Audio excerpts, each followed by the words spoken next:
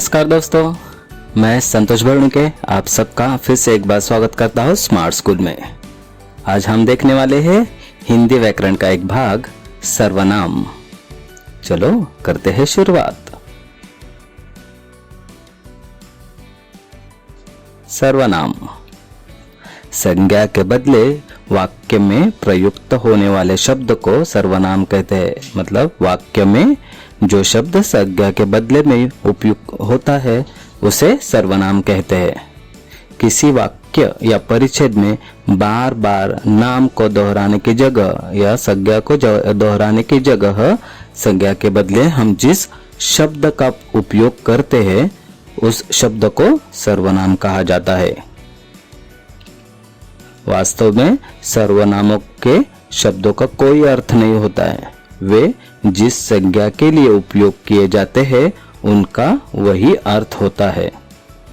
परिच्छेद में वाक्य में सर्वनाम का उपयोग करने से पहले उस नाम को निर्देशित करना अनिवार्य है। मतलब परिच्छेद में जिस शब्द के या जिस संज्ञा के लिए हम सर्वनाम उपयुक्त करने वाले हैं उसे पहले निर्देशित करना जरूरी होता है। सर्वनाम हिंदी के वाक्य में भेद से दूसरा भेद है। मतलब वाक्य के जो भेद है उसमें से पहला प्रकार है नाम या संज्ञा और दूसरा प्रकार है सर्वनाम। सर्वनाम शब्द विकारी होते हैं। विकारी मतलब जिनमें बदल होता है, जिसमें लिंग, वचन या कारक के कारण परिवर्तन या बदल होता है उसे विकारी शब्द कहते हैं। तो ये सर्वनाम विकारी शब्द है। एक सर्वनाम कई संज्ञा के लिए इस्तेमाल किया जा सकता है, जैसे कि वह। तो ये वह जो सर्वनाम का शब्द है, हम राम, देश, पेड़, महल, रास्ता ऐसे बहुत सारे संज्ञा के बदले में हम यह वह शब्द इस्तेमाल कर सकते हैं।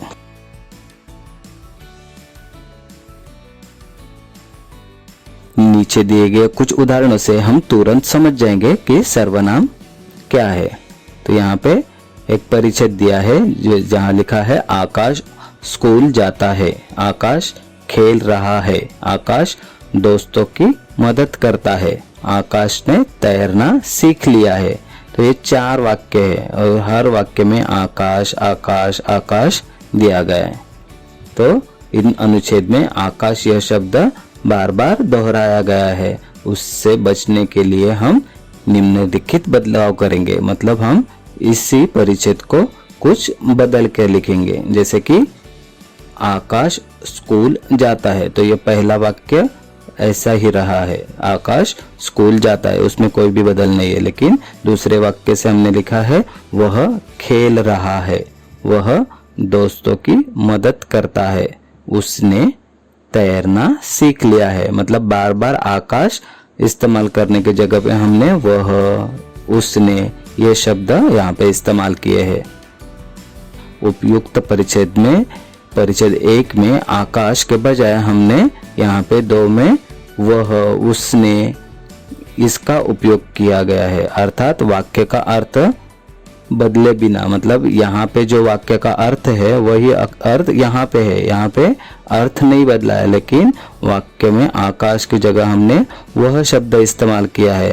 तो आकाश नाम के बजाय हमने यहाँ वह या उसने यह शब्द प्रयोग किया है और उस नाम की आवृत्ति से परहेज करके वाक्य को पूरा किया है। मतलब उस नाम को दोहराने के जगह पे हमने यह शब्द वह और उसने यह शब्द यूज करके उस परिच्छेद को हमने पूरा किया है, उस वाक्य को पूरा किया है। यहाँ पे वह और उसने ये सर्वनाम है, तो इसलिए ये जो शब्द है दोनों वह और यहाँ पे वह और ये उसने, ये तीनों शब्द क्या है, सर्वनाम है। लेकिन पहले पंक्ति में, क्योंकि दूसरे पंक्ति से ये सर्वनाम शुरू होते हैं, लेकिन पहले पंक्ति में संज्ञा होना अनिवार्य है। ये बहुत जरूरी है, क्योंकि हम ये शब्द किसके लिए उपयुक्त कर रहे हैं या उपयोग में ला रहे हैं वो बताना जरूरी होता है, नहीं तो ये व्याकरण के दृष्टि से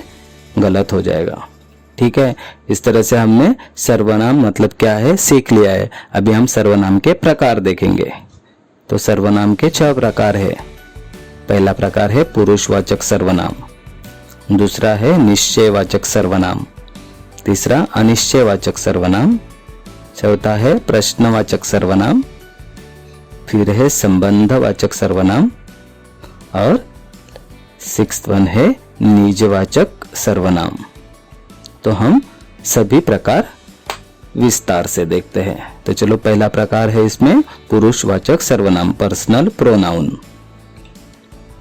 तो पुरुषवाचक सर्वनाम के 3 उप प्रकार है, क्योंकि बातचीत या लेखन आमतौर पर 3 तत्वों पर आधारित होता है। पहला है खुद के बारे में बात करने वाले, जो हम खुद के बारे में बात करते हैं। दूसरा है जिससे हम बात करते हैं, वो सामने वाला व्यक्ति।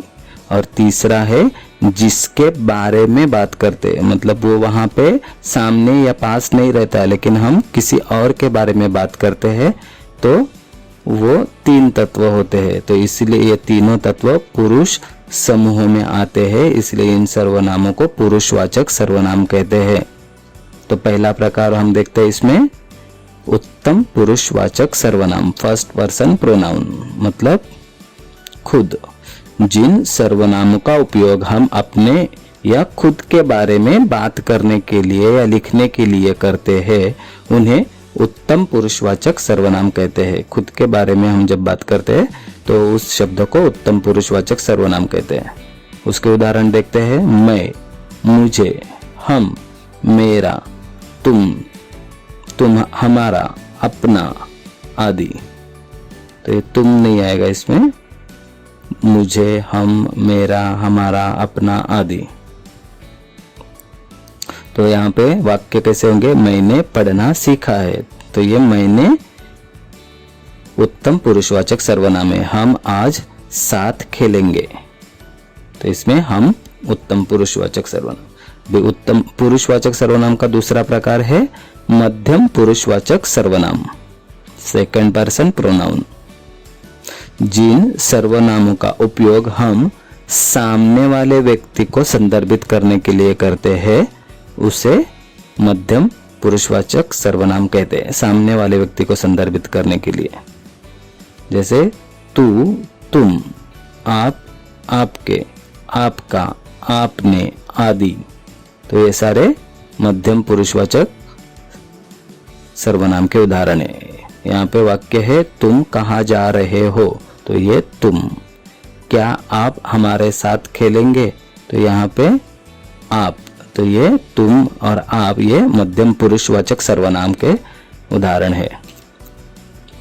तीसरा प्रकार है अन्य पुरुषवाचक सर्वनाम, थर्ड पर्सन प्रोनाउन, जो वहां पे मौजूद नहीं है लेकिन उसके बारे में हम बात करते हैं। जिन सर्वनामों का उपयोग हम किसी तीसरे या अन्य व्यक्ति का या चीजों को संदर्भित करने के लिए करते हैं, उन्हें अन्य पुरुषवाचक सर्वनाम कहते हैं। इसके उदाहरण है वह, वे, उनको, उनके, उनसे आदि। तो इसके वाक्य कैसे हो गए? उन्होंने बहुत बातें की, तो ये उन्होंने जो है अन्य पुरुषवाचक सर्वनाम। उसे यह सब पता है, तो उसे मतलब यह व्यक्ति वहां पे मौजूद नहीं है लेकिन फिर भी हम उसके बारे में बात करते हैं, तो इसीलिए ये अन्य पुरुषवाचक सर्वनाम कहा जाता है। पुरुषवाचक सर्वनाम के बारे में और जानकारी क्या है? तो सर्वनाम की रूपावली, सर्वनाम शब्द के वचन और कारक के कारण इसमें जो परिवर्तन होते हैं वो हम देखेंगे। जैसा मैं, तो मैंने, मुझे, मुझको, मुझसे, मेरा, मेरे, मेरी, मुझ पर, मेरे, द्वारा, मेरे लिए, ये सारे वचन या कारक के वजह से इस मैं शब्द के इतने सारे परिवर्तन हैं।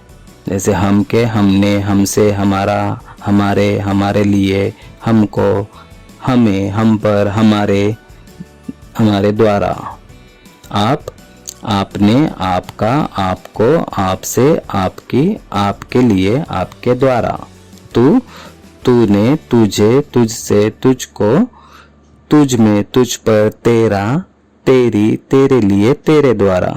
तो ये सारे परिवर्तन है, या तो वचन की वजह से या तो कारक की वजह से जो परिवर्तन होते हैं। जैसे वह, उसने, उसे, उसको, उसका, उसकी, उसके लिए, उसके द्वारा। वे, उन्होंने, उन्हें, उनकी, उनमें, उनके द्वारा, उनका। ये सारे सर्वनाम की रूपावली है।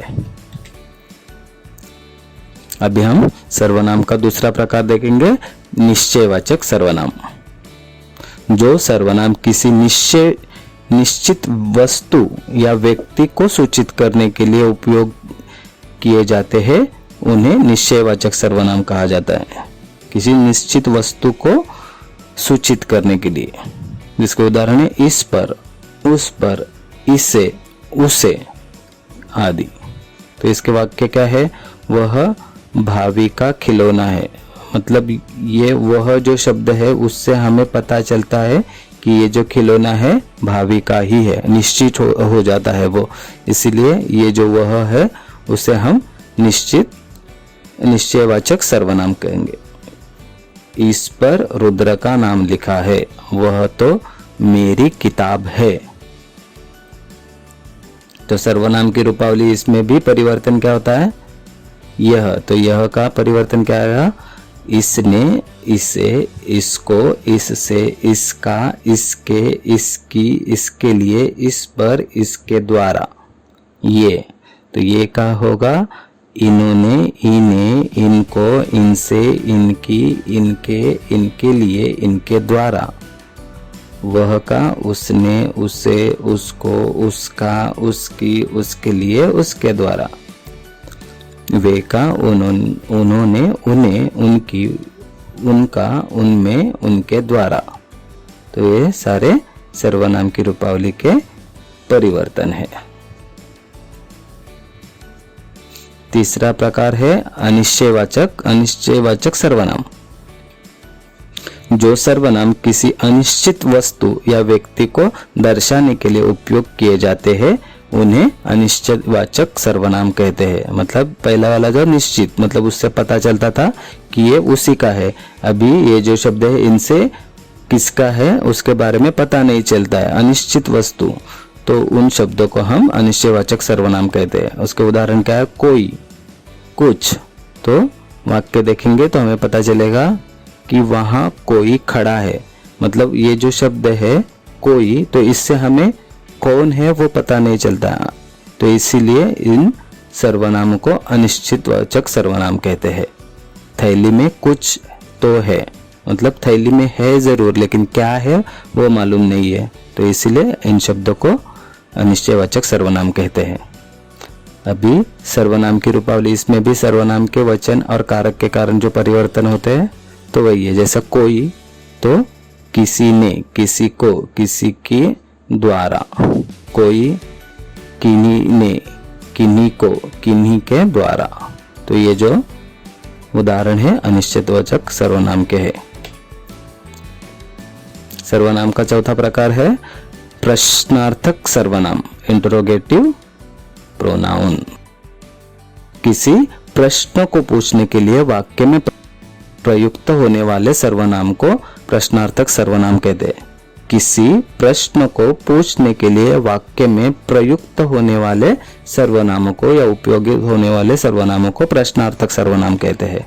इसके उदाहरण है कौन, क्या, किसे, किसको, किसका, किसने, कितना, किससे। ये आदि शब्द जो है उनसे हम प्रश्न पूछते हैं, तो उन पूछने वाले शब्दों को हम प्रश्नार्थक सर्वनाम कहते हैं। इसका वाक्य में उपयोग, आपने किसका अध्ययन किया। तो ये किसका, ये किसी व्यक्ति के बारे में पूछा गया प्रश्न है, तो इसीलिए इन शब्दों को प्रश्नार्थक सर्वनाम कहते हैं। तुमसे किसने कहा, तो ये किसने भी प्रश्न है। तो सर्वनाम की रूपावली, अभी सर्वनाम के शब्द वचन और कारक के कारण से परिवर्तन होने वाले शब्द।